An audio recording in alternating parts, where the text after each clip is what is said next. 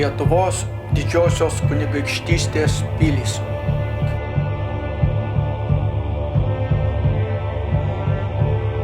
Medininkų pilis.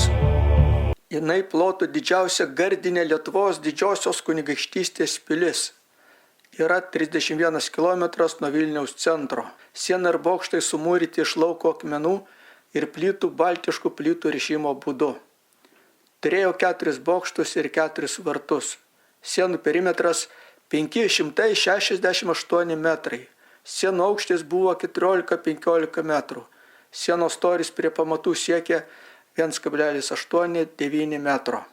Pirmą kartą medininkų vardas paminėtas Strijkovskio kronikoje 1311-13 metais, aprašant lietuvių kovą su kryžiuočiais.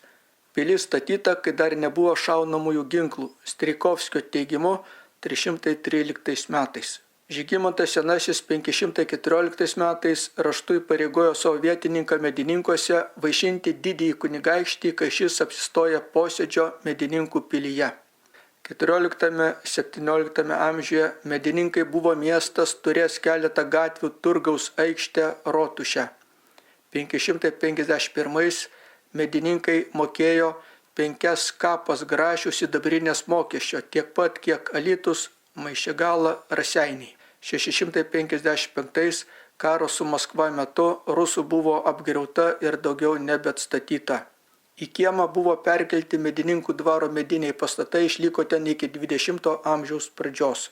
812 metais medininkų pilies kieme kurį laiką šildėsi besitraukianti prancūzų kariuomenė, griovė ir degino medinius jos pastatus. Pilis buvo konservuota ir restauruota 961, 63, 73, 79 ir 94 2000 metais. Šalia medininkų yra aukščiausias Lietuvos kalnas Juozapinė 292 metrai. Ir ten organizavau margučių ridenimą. Man žodis Lietuva, pro sutemas vaidenas, ir šviečia vardas tas, lyg žėrinti rasa.